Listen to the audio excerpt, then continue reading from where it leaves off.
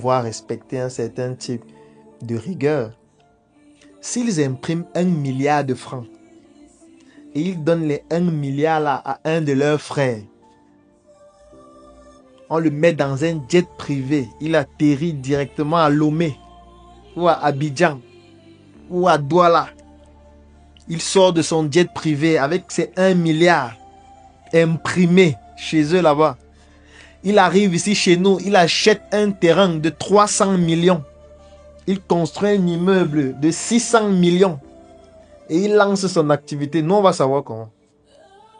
Puisque quand tu vas prendre ton détecteur de faux billets, tu détectes, tu vois que ce sont les bons billets. Quand tu lui demandes de justifier les revenus, il te dit que non, je suis un investisseur occidental. J'ai mon entreprise en France depuis 20 ans. Il te sort les papiers qu'on lui a aussi donnés là-bas. Tu regardes et c'est vrai. Tu tapes son site, c'est réel. Tu demandes à son état, est-ce que vous connaissez le garçon? On dit, oui, on le connaît. Non, non, c'est un riche. Il est riche depuis plus de 20 ans. C'est une richesse familiale. On va savoir comment. Et il devient ton concurrent. Alors qu'on a imprimé l'argent, on lui a donné. Toi, tu dois tuer les gens pour avoir l'argent. Tu dois vendre la drogue pour avoir l'argent. Tu dois te prostituer pour avoir l'argent.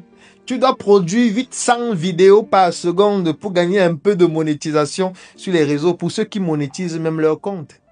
Tu dois vendre les produits. Tu imagines le nombre de savons qu'il faut vendre pour gagner 1 milliard? Toi qui vends les savons sur TikTok là, tu connais le nombre de savons qu'il faut vendre pour gagner 1 milliard?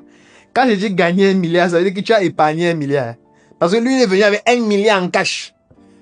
Tu sais combien d'huile de toilette tu dois vendre jusqu'à ce que tu épargnes 1 milliard?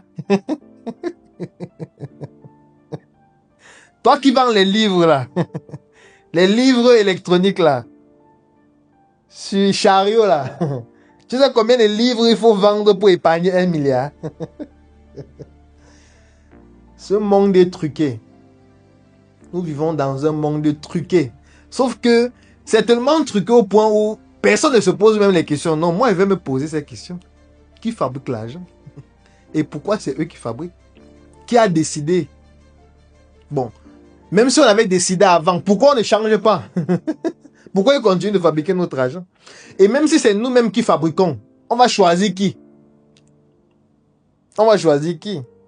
Parce qu'après aussi, parfois, on se dit, si déjà nos dirigeants volent déjà assez d'argent avec l'argent qui est imprimé ailleurs, si c'est eux-mêmes qui ont la machine pour imprimer, nous sommes morts. Hein? Parce que imagine-toi, je peux comprendre, hein, ce sont les autres qui impriment notre argent, un certain volume monétaire pour qu'il n'y ait pas d'inflation dans notre pays, même si on peut remettre tout ça en question. On parle